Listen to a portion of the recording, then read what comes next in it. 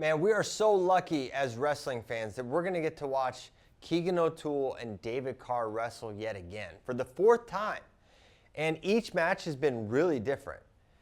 And they're going to be wrestling on Sunday in the dual meet, and they're going to probably wrestle again at Big 12s, and there's a good chance that they'll wrestle again at NCAAs. But this year is super intriguing because I feel like you left last year still kind of wondering who's better, right? Because on the one hand, David Carr won 2 out of 3. Okay, that's more. On the other hand, the only one that either of them wanted to win, the one that was the ultimate goal, maybe a better way to say it, was NCAAs. And Keegan won that one. And that was the final test, and he passed it. He got the A. So he's the champ. So now you're going into this dual meet, and you're going to wrestle now, and then like 2 weeks at Big 12s, and then 2 weeks after that. So they wrestled 3 times in a really compressed period of time. And it's been a different year for both of them because David Carr was kind of running through everyone last year, and he undefeated, beat Keegan twice, undisputed #1 seed going into NCAAs. Now this year, David has a loss. He lost to Julian Ramirez, a surprising loss. And he wasn't able to avenge that loss because when the two dueled, when Cornell and Iowa State dueled, Julian didn't wrestle. So he hasn't got to get that match back yet. And meanwhile, Keegan O'Toole has been undefeated, so no blemishes, but he's had some scares. Peyton Hall, that was a scare. He almost lost that one. He's had some close matches. But most of all, he's been pretty dominant. He looked great at U23s, wrestling freestyle this summer. Okay, so what do we think about this match? And is Carr thinking, all right, did I show my hand? And this is me just speculating, right? No intel here at all. But is Carr thinking, man, did I show my hand a little bit too much in the first 2 meetings? Maybe I need to, come out, wrestle hard, try to win, but I'm not going to put my NCAA finals game plan on display. And this is something you hear about, not from the staff or anything, but, Penn State, it's like, yeah, how many times have we seen those guys lose Big Ten finals and then win those matches at NCAAs? I mean, Chenzo, he did it, I think, twice with Aymar alone. Nick Lee, yeah. You see these things. Carter Starachi, Nick Lee, against Jay Narman and Michael Kemmer, respectively. So these things happen, right? And so maybe there's a little bit. I don't think that's something that's just a Penn State thing. I think Penn State does it, undisputably better than anyone else. But is that something that's in the back of Carr's mind? Like, I don't show all my stuff here, and because Keegan was able to problem solve and figure out what didn't work. He's like, all right, I can't counter this way. I need to counter this way. I can pressure forward more than maybe I thought. And then we saw that on display in their NCAA finals match. Keegan was a lot more pressured, a lot more aggressive, taking a lot more shots. The way he was countering David Carr's leg attacks, if you pay attention, you can see there's a difference in how he countered. And I think ultimately those adjustments won him that match. And so, but now, Carr knows, all right, well, this is how he's going to defend me now, or probably how he's going to defend me now. This is the approach he's going to have. So I'm really curious. I wouldn't be surprised, honestly, if this ends up being kind of like a really calculated, not a lot of risk. This is my guess, right? I could see that. Those guys both knowing, I'm going to see this guy in 2 weeks, and then probably 2 weeks after that. Maybe they pull back a little bit here. That wouldn't shock me at all. Not showing their hand, not overly extending themselves, not revealing strategy. Me personally, I hope they go out there and just let it fly once again. But I think either way, it's been a great rivalry. The first match was incredibly close, or was incredibly dominant for Carr, right? Eye-opening. This was like the most hyped individual match of the year.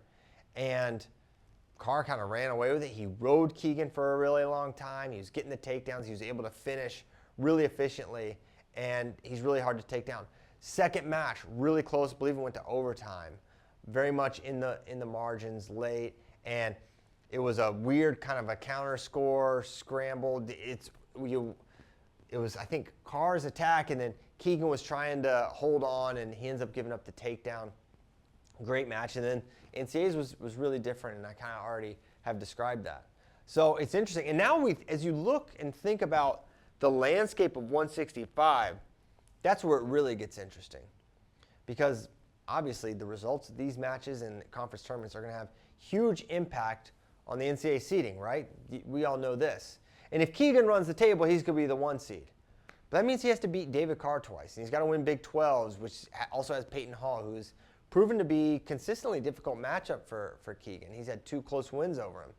So you think about that, and okay, yeah, he'll be the 1, but I mean, if Carr wins Sunday, I think that's a coin flip match still. And this would be a coin flip match of Big 12s, I would say. Unless Keegan comes out, makes a statement, and dominates, which I don't anticipate that happening. So on the other side of the coin, you've got Julian Ramirez, who just has 1 loss, I believe, on the year. And he's been really solid, and he didn't face Carr when he could have. And so now he's going to probably go unscathed, and he's going to have a high seed, so he could be seated ahead of Carr. And which brings me to my next topic, which is 165 at the Big Ten, where you've got Mitchell Messenbrink still undefeated. So what I'm getting at here is there is a super realistic chance that Mitchell Messenbrink is the 1 seed at the NCAA tournament. Now, he has to win Big Tens, obviously. He's got to be undefeated. I think that's a given, that he'll have to be undefeated to get the 1. But, and Dean Hamady is a real, I think that, I'm going on a lot of tangents, but it's all related to 165. But Dean Hamady versus Mitchell Messenbrink is going to be pure chaos, wrestling bliss, if you like action, and 2 absolutely fearless leg attackers, great scramblers. They can wrestle from everywhere. They just throw caution to the wind, both of them. And neither of them have really wrestled a boring match in their lives. And so I think that matchup, I think everyone's kind of penciling Mitchell to be the Big Ten champ. And I think he'd probably be my pick, gun to my head right now, to win Big Tens. But I think Hamady is a good matchup in a couple different ways. And I think that's going to be closer than maybe some people are giving it credit for. But if Mitchell goes undefeated, then we could have a scenario where he's the 1. And then could we see Carr and Keegan on the same side? Or could we see Carr and Mitchell, the 1 and 4, if Keegan beats him a couple times? The scenarios are insane. And the reality is there's a really good chance that you could see Carr and Keegan end up on the same side of NCAAs because of that Julian Ramirez loss. And so much of this is, it's just pointless wrestling discussion and thoughts, because until conferences, we're not going to know. But that possibility, it's just sort of interesting to think about what could happen. And the results of Sunday will have tremendous weight on how this weight's seeded and who we potentially see wrestling on Saturday night. So I'm excited for it. We're lucky to get a rivalry like this. I feel like for years we were kind of waiting for the next one. Mark Hall and Zahid was a really fun one. We had some decent ones before that. But it ends up always being like you're excited for a rivalry, and then they go different weights, or one of them redshirts, or they just end up not hitting or wrestling or whatever. But this one, these guys, applaud them because they show up every single time. You know what? David Carr and Keegan have showed up every single time, and that's exciting, and I'm excited we're going to see it again here. And it's going to be a great match. It'll be a treat. It goes down Sunday afternoon at some point, and hope you're tuned in. But who you got in this matchup? You got David Carr. You got Keegan O'Toole. How do you think we're going to see 165 play out at the end of the year in March? It's still, for me, the wait to watch this season.